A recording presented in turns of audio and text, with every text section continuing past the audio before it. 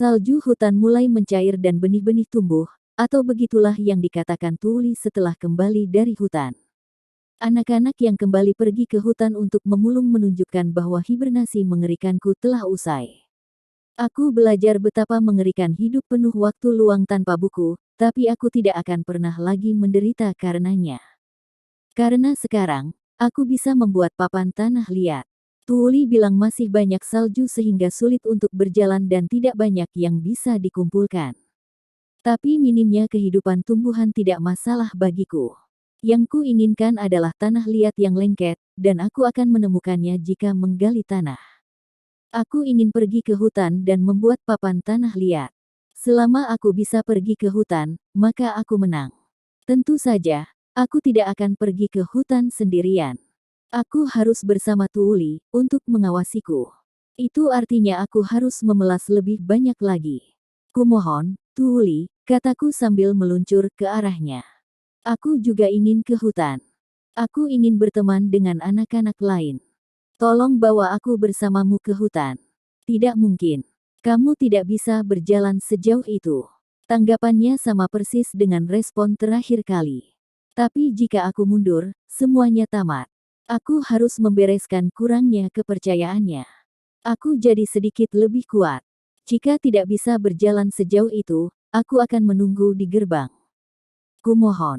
Tuli ragu-ragu, tetapi aku menghabiskan setiap hari dengan berolahraga, makan dengan sehat, berjalan ke sumur bersama Tuli untuk mencuci piring, dan secara umum membangun kekuatan. Aku harus cukup kuat untuk pergi sekarang. Hanya jika ayah mengiyakan. Tuli menyerah lalu mengguncangku dan menyerahkan tanggung jawab pada ayah. Lagi pula itu tak terhindarkan, karena dia harus menjagaku jika aku harus berhenti di gerbang. Aku mengalihkan pandangan untuk meyakinkan ayah. Ayah, bolehkah aku pergi ke hutan juga? Akhir-akhir ini aku sama sekali tidak demam. Poin yang bagus. Aku sangat berhati-hati selama musim dingin, jadi aku hanya demam dan pingsan sebanyak 5 kali. Itu jauh lebih sedikit, oke. Keluargaku sangat terkesan. Mereka seperti, wow, itu luar biasa, kau melakukannya jauh lebih baik. Dan mereka sungguh-sungguh. Tidak terbaring di tempat tidur karena demam sepanjang waktu berarti aku bisa makan makanan yang layak dengan lebih sering, yang secara alami berarti aku berakhir dengan lebih banyak nutrisi, dan aku mulai tumbuh sedikit lebih banyak. Aku tidak setinggi rata-rata anak seusiaku, tapi aku jelas menjadi lebih kuat. Mungkin. Jika aku benar-benar tidak bisa, aku akan beristirahat di gerbang. Kumohon. Pligayes. Ayah mulai berpikir. Fakta bahwa dia tidak langsung menolak seperti Tuli memberiku harapan. Aku terus menyerang, menginginkan izinnya apapun yang terjadi. Aku hanya perlu membiasakan diri. Ada anak usia 3 tahun yang pergi ke hutan, bukan? Tidak mungkin aku tidak bisa pergi sendiri. Maksudku, itu benar, tapi, mereka anak-anak berusia 3 tahun yang begitu penuh energi sehingga mereka mengamuk di sekitar rumah. Orang tua mereka pada dasarnya mengusir mereka, paham? Jadi aku bisa pergi ke hutan jika aku mengamuk. Itu tidak diperlukan. Jangan bodoh. Aku sangat ingin mendapatkan izin ayah karena begitu musim semi tiba, ibu akan mulai bekerja lagi, yang berarti aku harus pergi ke tempat pengasuhan anak Gerda lagi. Tempat itu sangat mengerikan bagiku, secara mental dan emosional. Aku benci di sana. Aku akan menghindari pergi ke sana lagi dengan biaya berapapun. Aku tidak ingin melihat anak-anak diabaikan. Ayah, kamu khawatir aku tidak cukup kuat, kan? Jadi, apa yang bisa kulakukan? Apa yang akan membuatmu rela melepasku? Pertanyaan bagus. Ayah memejamkan mata untuk berpikir. Aku menunggu jawabannya dengan sabar. Berhenti di gerbang untuk sekarang. Di gerbang. Berapa lama untuk sekarang? Sampai kamu bisa berjalan ke sana sendiri. Kamu bisa pergi ke hutan setelah kamu bisa mengikuti semua orang. Dengan kata lain, dia tidak membiarkanku pergi ke hutan dengan mudah. Aku merasa bahwa papan tanah liat impianku semakin menjauh. Tetapi menjadi cukup kuat untuk berjalan sendirian ke gerbang mutlak diperlukan agar ayah mempercayaiku meskipun aku memiliki riwayat lemah. Yah, memang tidak pergi ke hutan, Tapi setidaknya dengan cara ini aku tidak harus pergi ke rumah Gerda. Baik, itu cocok untukku, ayah. Aku mengangguk dan melihat ekspresi ayah melembut karena lega. Dia mungkin berpikir bahwa jika aku menolak, aku sebenarnya akan membuat ulah. Hai ayah, apakah ini berarti aku akan berjalan pulang setelah mencapai gerbang? Tidak, kau bisa tinggal dan meminta Otto mengajarimu huruf. Tunggu, sungguh. Ayah cemburu karena paman Otto mengajariku huruf, dan sekarang dia tidak keberatan sama sekali. Apa yang sebenarnya terjadi padanya? Aku memiringkan kepalaku dalam kebingungan saat ayah sedikit mengerutkan alisnya. Tubuhmu lemah, main. Tapi Otto bilang otakmu encer. Dia bilang kau tidak akan kesulitan mendapatkan pekerjaan yang menggunakan otak. Hal terbaik yang bisa kulakukan adalah membiarkan dia mengajarimu huruf. Semakin banyak kau tahu, itu akan semakin mudah. Otto memahami kasih sayang ayahku yang berotot terhadap putri-putrinya dan memberinya argumen yang sempurna untuk meyakinkannya. Aku sangat bersyukur sampai aku bisa saja menangis. Aku sama sekali tidak menyangka bahwa dia akan secara resmi membiarkan Otto menjadi guruku. Kupikir kau akan cocok untuk pekerjaan yang memakai tangan, tapi Otto memberitahuku pekerjaan yang butuh kecerdasan itu lebih baik, dan itu akan lebih mudah bagi tubuhmu. Pekerjaan yang butuh kecerdasan. Jenis pekerjaan apa itu? Aku tidak bisa membayangkan pekerjaan untuk orang-orang pintar macam apa yang akan ada di dunia ini. Apa benar-benar ada pekerjaan di mana aku bisa menggunakan otakku? Ya, katanya ada orang yang menulis dokumen untuk administrator dan bangsawan. Kau bisa melakukannya di rumah saat kau merasa tidak enak badan, tidak masalah. Menulis dokumen untuk orang lain. Itu mungkin mirip dengan paralegal di Jepang. Itu pasti tipe pekerjaan yang bisa kulakukan di rumah, selama aku memenuhi syarat. Meskipun aku tidak tahu apa artinya menjadi berkualifikasi. TL Note, paralegal adalah seseorang yang mempunyai keterampilan hukum namun ia bukan seorang pengacara, yang profesional, dan bekerja di bawah bimbingan seorang pengacara atau yang dinilai mempunyai kemampuan hukum untuk menggunakan keterampilannya. Otto itu tentara, tapi ia dulunya pedagang keliling. Dia masih punya koneksi ke gild dagang. Ibumu dan aku tidak bisa mengenalkanmu pada banyak pekerjaan yang akan kamu kuasai, jadi jangan sia-siakan apa yang kamu miliki dengan Otto. Ayah benar-benar sudah dewasa tentang ini, ya. Terima kasih ayah. Aku akan melakukan yang terbaik. Saat ayah mengacak-acak rambutku, aku menoleh untuk melihat ke arah Tuuli. Tuuli, maukah kamu membantu? Kamu tidak akan berhasil. Tuuli menggelengkan kepala. Dia juga merawatku dengan baik sebagai adik perempuannya, membantuku memenuhi apapun yang kubutuhkan, tetapi dia tidak mau mengalah untuk membawaku ke hutan. Ayah sepertinya berada di pihak Tuuli, jadi dia hanya mengangguk dengan muram. Aku tahu dia tidak akan mau. Tidak sekarang. Tapi mainlah yang akan menderita jika dia tidak bisa sampai ke hutan. Petik 2. Itu benar, tapi dia akan menghalangi. Memang. Saat ini, dia membebani semua orang. Baik Tuuli dan ayah menganggapku sebagai beban. Bobot mati. Aku tahu itu benar, tetapi mendengar mereka mengatakannya tepat di depanku benar-benar menyakitkan. Dia harus menjadi cukup kuat untuk berjalan secepat orang lain dulu. Sampai saat itu, dia hanya akan sampai di gerbang. Aku akan berjalan bersamanya sampai dia bisa mencapai gerbang. Begitu dia menjadi cukup kuat untuk itu, aku akan membutuhkan bantuanmu, Tuuli. Kalau begitu, aku akan melakukan yang terbaik. Tuuli, dengan rasa tanggung jawabnya yang kuat, mengangguk. Tapi aku hanya merosotkan bahuku. Keluargaku sama sekali tidak percaya pada kekuatanku, seperti biasa. Aku tidak percaya mereka mengira aku bahkan tidak akan berhasil sampai ke gerbang. Tidakkah mereka tahu aku hampir kehabisan nafas saat berjalan ke sumur sekarang? Keesokan harinya, aku pergi ke gerbang bersama ayah di pagi hari, ketika matahari sudah tinggi. Aku hanya bisa pergi ke gerbang bersamanya saat dia bertugas di siang hari. Ada 3 shift jaga gerbang, tugas pagi, dari pembukaan gerbang hingga tengah hari, tugas tengah hari, dari siang hingga penutupan gerbang, dan tugas malam, dari menutup gerbang hingga membuka gerbang. Sampai aku bisa berjalan sendirian ke gerbang, aku harus berjalan bersama ayah dalam perjalanan ke sana dan kemudian, tergantung pada kesehatanku, menunggu Tuli kembali dari hutan atau menunggu ayah menyelesaikan pekerjaan sehingga aku bisa pulang bersamanya. Jangan memaksakan diri terlalu keras, sayang. Awasi main, Gunther. Petik 2. Ya, tentu saja. Ayo pergi, main. Sampai jumpa. Aku melambai pada ibu saat dia melihat dengan cemas, dan kemudian berpegangan tangan dengan ayah saat kami berjalan ke gerbang. Aku telah membangun cukup tenaga hingga aku tidak perlu istirahat begitu kami mencapai anak tangga paling bawah, tetapi pada saat kami mencapai jalan utama, aku sudah sedikit kehabisan napas. Kau tahu, setelah memikirkannya, aku belum pernah berjalan ke gerbang sendirian sebelumnya. Selalu ada yang menggendongku di punggung atau bahu mereka, belum lagi gerobak. Kau baik-baik saja, main. Aku, masih oke, jika aku terlalu cepat menyerah, dia mungkin tidak akan pernah membiarkanku pergi ke hutan selama sisa hidupku. Aku bilang aku masih baik-baik saja untuk menghindari itu, tetapi aku benar-benar sama sekali tidak baik. Tubuhku terasa sangat berat sampai-sampai aku ingin merosot ke tanah. Kamu sama sekali tidak terlihat baik-baik saja, kamu tahu. Naiklah. Ayah menghela nafas dan mengangkatku. Beberapa saat kemudian, aku bersandar padanya dan terengah-engah karena kelelahan.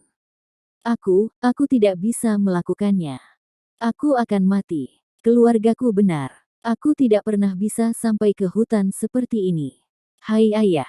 Otto akan mengajariku huruf sekarang, tapi apakah tidak apa-apa jika aku menyita waktunya? Bagaimana dengan pekerjaannya? Otto bekerja sebagai penjaga. Tidak peduli bagaimana melihatnya, mengajariku membaca tidak ada hubungannya dengan pekerjaan. Kami punya 5 magang yang menyelesaikan pembaptisan musim semi. Bagian dari tugas Otto adalah mengajari mereka membaca. Seorang penjaga setidaknya harus melek huruf. Jika tidak dapat membaca dan menulis nama seseorang dan pekerjaan, mereka tidak bisa melakukan pekerjaan mereka dengan baik. Jadi dia akan mengajariku bersama mereka. Ya, cukup banyak. Tapi kau tidak akan berpartisipasi sebagai penjaga magang. Kau adalah asisten Otto. Asisten. Apa itu benar-benar akan baik-baik saja dengan anak kecil sepertiku? Tidak dapat disangkal mengingat fakta bahwa aku terlihat seperti gadis berusia 3 tahun.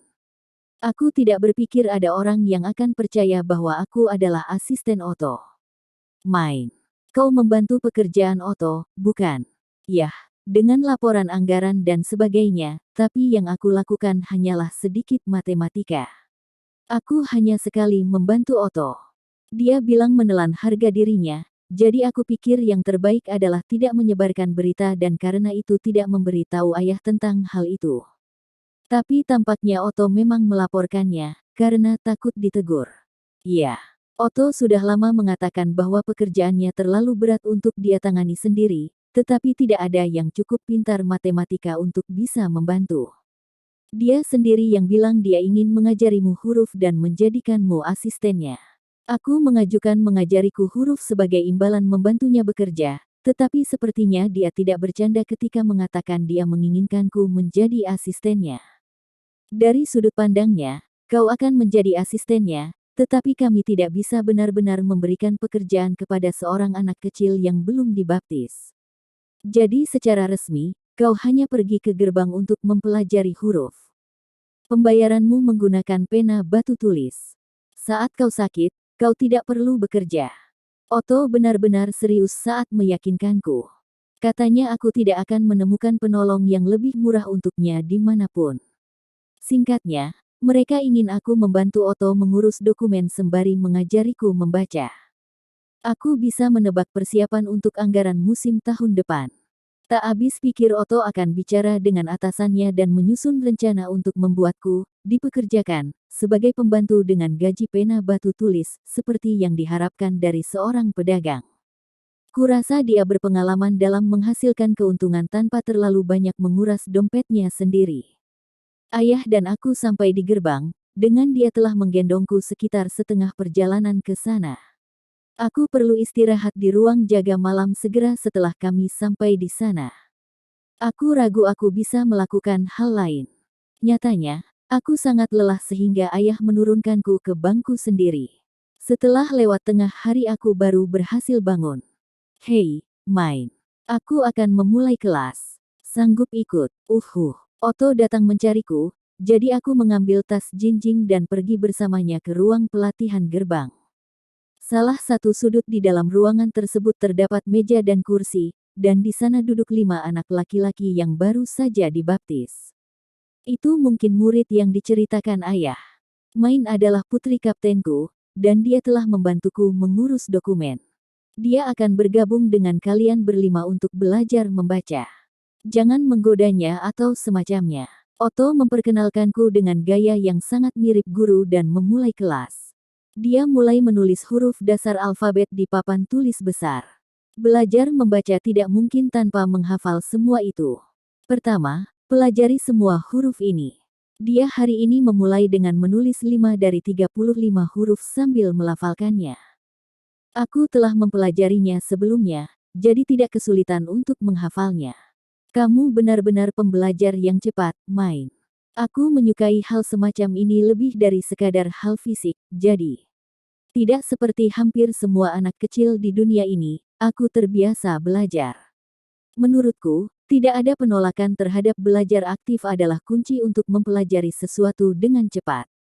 Seperti kata pepatah, jika kau menyukai pekerjaanmu, pekerjaanmu akan mencintaimu. Sejujurnya aku merasa kasihan pada 5 magang yang memegang pena untuk pertama kalinya dalam hidup mereka, dan harus terbiasa dengan tindakan sederhana menulis sebelum melakukan apapun. Pak Otto, kurasa kita sudah cukup banyak mempelajari huruf untuk hari ini, kataku. Mendengar itu, Otto berbalik dengan mata terbuka lebar karena terkejut. Apa? Sudah. Naluriku mengatakan padaku bahwa baru sekitar 30 menit waktu yang telah berlalu sejak memulai, tetapi itu adalah menit yang panjang dan menyakitkan bagi anak laki-laki di dekatku.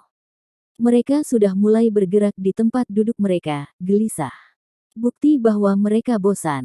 Tidak masuk akal mengharapkan mereka yang belum pernah memegang pena untuk berkonsentrasi dalam waktu yang lama.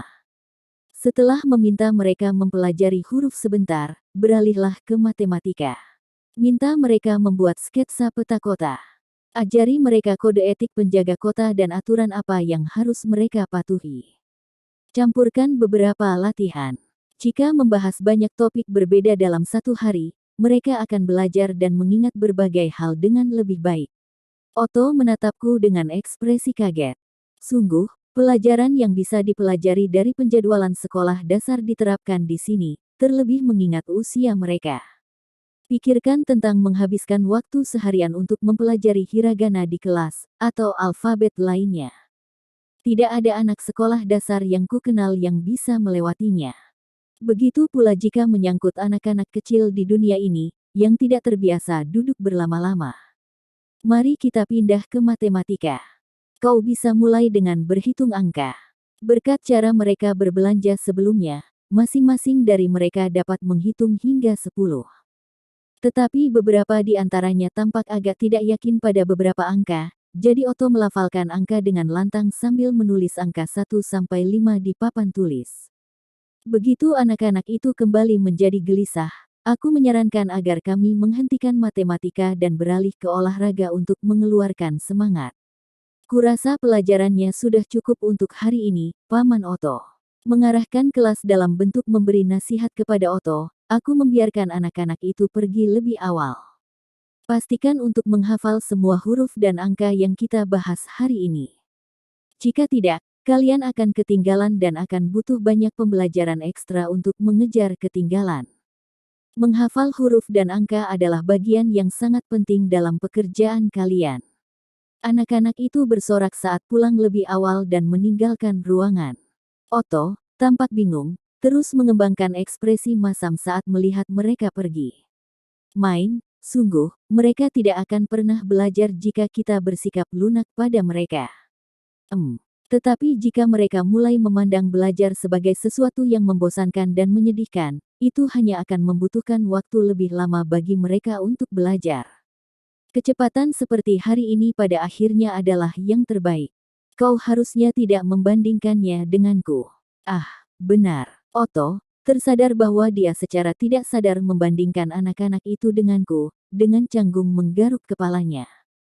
Selain itu, mereka masih memiliki tanggung jawab untuk menghafal huruf-huruf itu, jadi menurutku ini tidak akan mudah bagi mereka.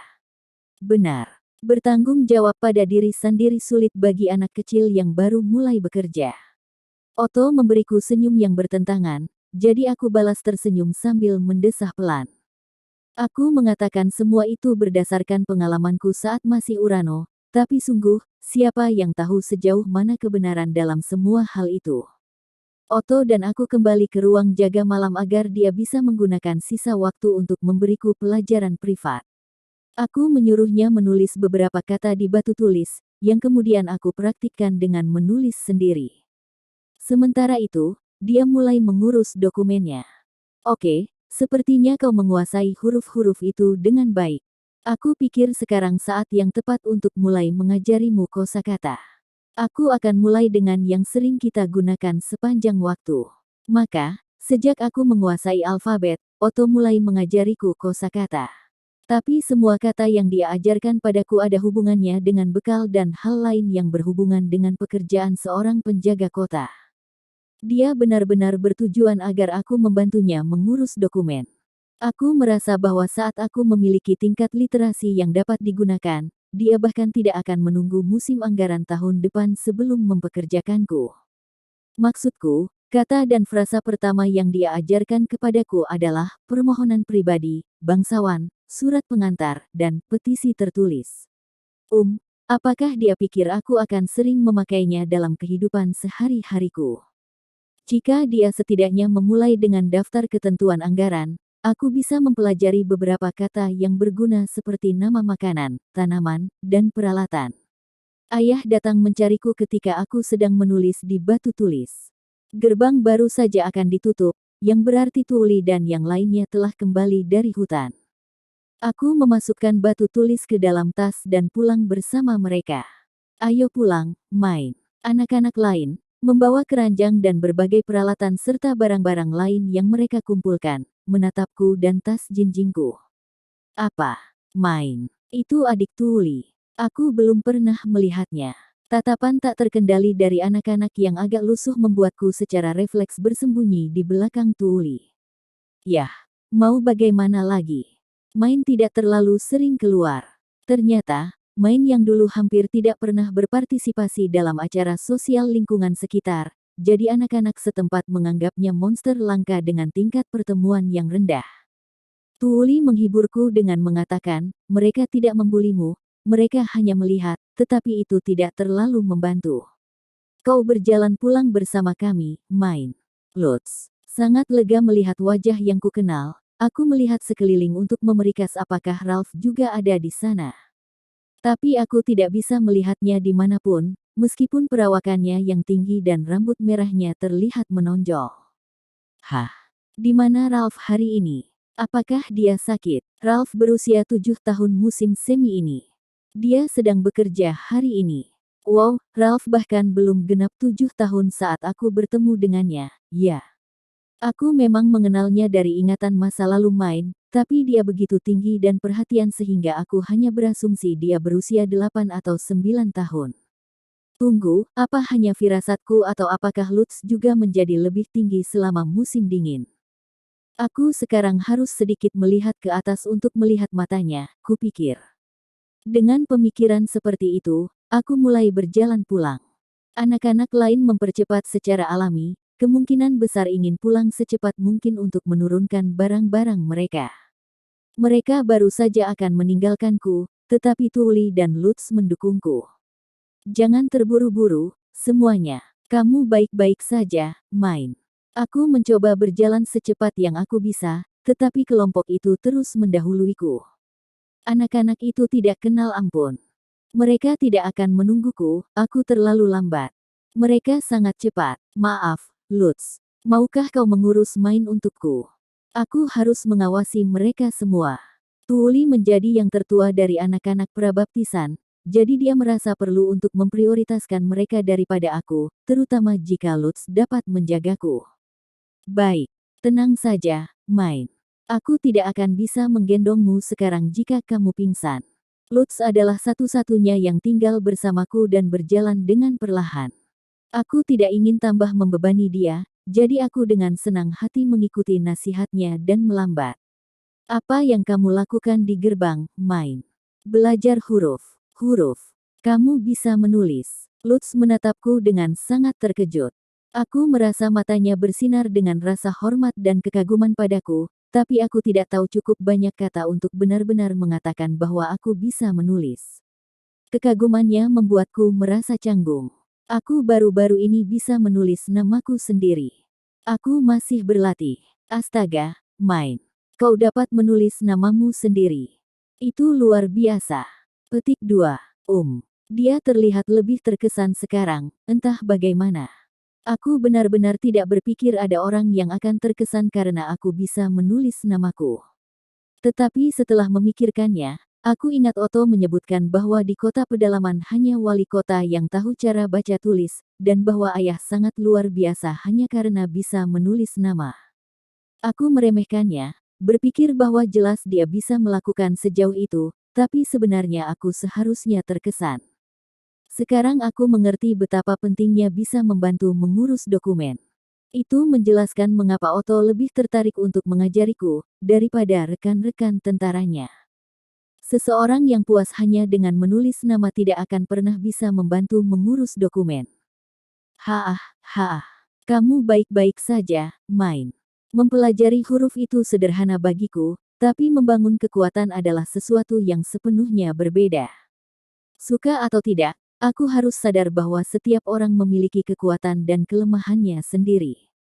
Pada saat aku sampai di rumah bersama Lutz yang khawatir di sebelahku, aku sangat lelah sehingga aku bahkan tidak dapat bicara. Seperti yang diduga, aku demam dan terbaring di tempat tidur selama 2 hari. Ya ampun, aku sudah bilang jangan memaksakan diri. Ibu kesal, tapi aku benar-benar menjadi lebih kuat. Demam yang biasanya membuatku kehilangan tugas selama 5 hari hanya berlangsung 2 hari. Pada hari ketiga aku bangkit. Aku berjalan ke gerbang bersama ayah, akhirnya lelah di tengah jalan, dan terbawa sepanjang jalan. Sejak siang dan seterusnya aku belajar baca tulis, plus membantu Otto mengurus perhitungannya. Aku berjalan pulang bersama yang lain, tapi segera tertinggal dan kehabisan nafas dengan Lutz di sampingku, khawatir. Ketika sampai di rumah, aku berakhir di tempat tidur. Rutinitas itu berulang selama sekitar 1 bulan, tetapi aku benar-benar sedang membangun kekuatan. Awalnya aku beristirahat selama 3 hari setiap kali menyelesaikan perjalanan, tetapi seketika 3 hari itu menjadi 2, dan akhirnya aku berganti-ganti antara pergi dan istirahat. Aku masih lambat saat itu, tetapi aku mampu berjalan sampai ke gerbang itu. Akhirnya, 2 perjalanan per 1 hari istirahat, lalu 3 perjalanan per 1 hari istirahat. Keluargaku mengadakan perayaan besar pada hari aku akhirnya menjalani 5 hari berturut-turut tanpa jatuh sakit. Kamu berhasil, main. Kau pergi sepekan penuh tanpa istirahat untuk pertama kalinya. Gadis kecilku sudah kuat sekarang. Ayah bangga. Kamu akan segera bisa pergi ke hutan, sayang. Kegembiraan keluargaku mendorongku untuk memacu diriku lebih keras, tetapi itu membuatku demam yang membuat aku pingsan selama 2 hari.